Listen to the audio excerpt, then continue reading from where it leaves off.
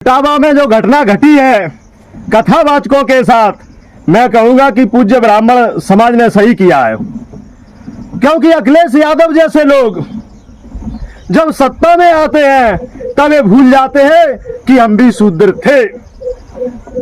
और प्राचीन काल में व्यवस्थापक तो कोई था तो मनु महाराज थे, और मनु महाराज की व्यवस्था में ये लोग कथा नहीं बांट सकते, सत्य बात है।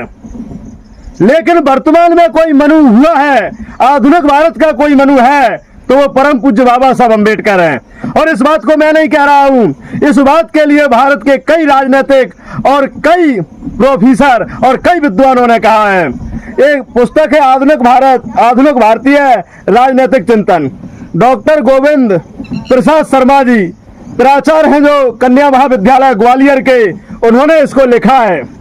मध्य प्रदेश हिंदी ग्रंथ अकादमी भोपाल से समस्त अनुसूचित जाति जनजाति के छात्रों के लिए निःशुल्क मिलती है कॉलेज में पढ़ाई करने पर, उच्च शिक्षा ग्रहण करने पर।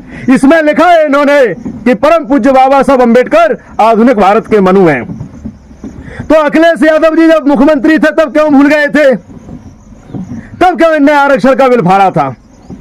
क्योंकि जब जब इन जैसे नालायक लोग सत्ता में आते हैं तब तब ये अपनी औकात को भूल जाते हैं। और सबसे ज्यादा अत्याचार इन्होंने किया था तो शूद्रों पर किया था।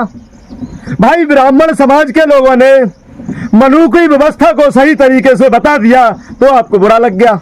अरे भाई आपको क्यों बुरा लगना चाहिए? आप भी तो उस व्यवस्था के पोषक हो।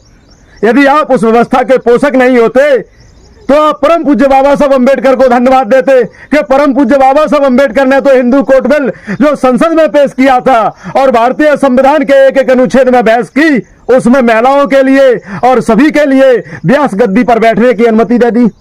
क्योंकि महर्षि व्यास भी कोई ब्राह्मण जाति से नहीं थे, वो भी एक शूद्र जाति से थे, वो भी मछुआरे के बालक थे। तो ये बात हमें समझना चाहिए कि जातिवाद का पोषक कौन है, और जो जो जातिवाद के पोषक है वही मनुवादी है। और जिनके साथ जातिवाद होता है, मैं कल आज तक पर एक वीडियो देख रहा था देविका किशोरी का, और देविका किशोरी जी कह रही थी कि मेरे साथ भी जातिवाद हुआ है, वो भी पटेल जाति से आती हैं। तो देविका किशोरी को और जितने भी कथावाचक है, चाहे वो ब्राह्मण समाज के हो, जिनको अनुमति नहीं थी वो परम पूज्य बाबा साहब अम्बेडकर ने अनुमति दे दिया भारतीय संविधान में, तो उन सबको परम पूज्य बाबा साहब अम्बेडकर का धन्यवाद करना चाहिए, क्योंकि दूसरे मनु हैं और व्यवस्था को जन्म देने वाले हैं।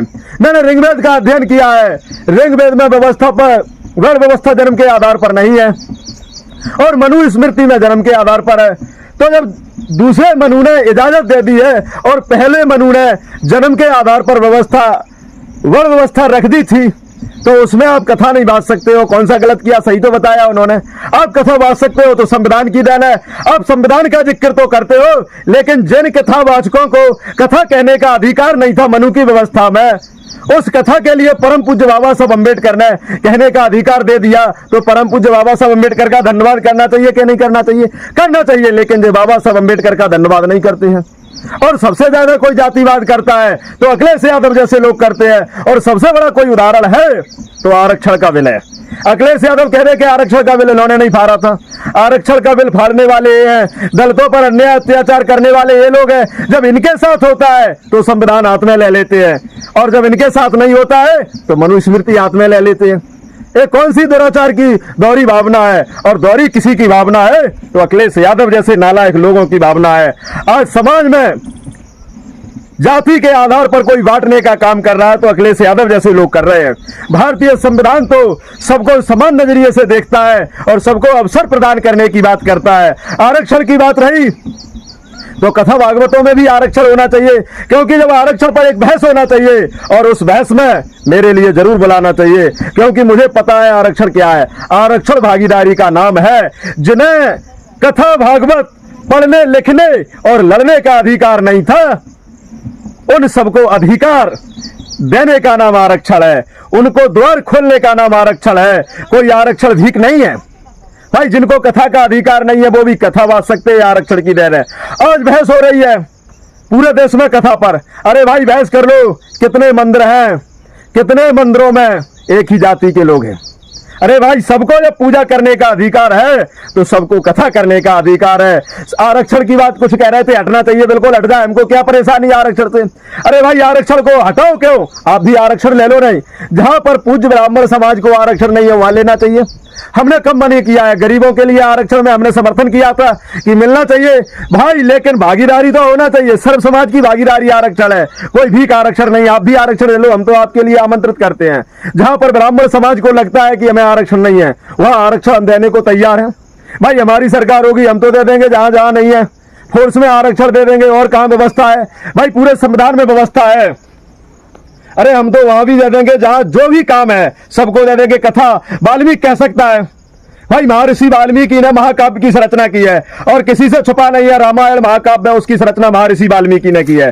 संत रविदास का भी जिक्र निरंतर कथा पर किया जा रहा है, तो संत रविदास जी ने भी तो जो है लिखने का काम किया, कथा कहने का काम किया। तो संत रविदास जी ने भी तो यह बात को कहा था कि ब्राह्मण मत पूजे जो हो गुणहीन, और पूजो चरण चंडाल के जो हो गुण प्रवीण। तो गुणवान की पूजा करने की बात गुरु रविदास जी ने कही है, गुणवान पूजा करने की बात महर्षि वाल्मीकि जी ने कही है, और गुणों की पूजा करने की बात कबीर साहब ने और इत्यादि महापुरुषों ने कहा है। कई पूज्य ब्राह्मण समाज के लोगों ने भी कहा है और वो लोग कह रहे हैं। और वाल्मीकि जब कथा बांट सकता है तो हम ये कहेंगे कि वाल्मीकि का जो काम है उसमें भी हम आरक्षण ब्राह्मण समाज के लोगों को दे देंगे। हमको कोई ऐतराज नहीं है, कोई दोहराए नहीं है, सब सबका काम कर रहे हैं। पहले लोहार का काम लोहार करता था, लोहार के काम में भी हम सबके लिए आरक्षण देने का काम करेंगे। मोची के काम में भी हम आरक्षण देने का काम करेंगे। और जो राजनीति में तो सबको आरक्षण है भाई, राजा का छत्री का काम था, इसमें भी तो ब्राह्मण पहुंच रहा है। तो इसमें हम तो सबके लिए द्वार खोलने की बात करते हैं। परम पूज्य बाबा साहब अम्बेडकर ने भी सबको, सब जातियों को मौका देने का काम किया, द्वार खोलने का काम किया। हम भी वही मांग करते हैं, सबको सब काम की अनुमति दी जाए। जय भीम, जय भारत।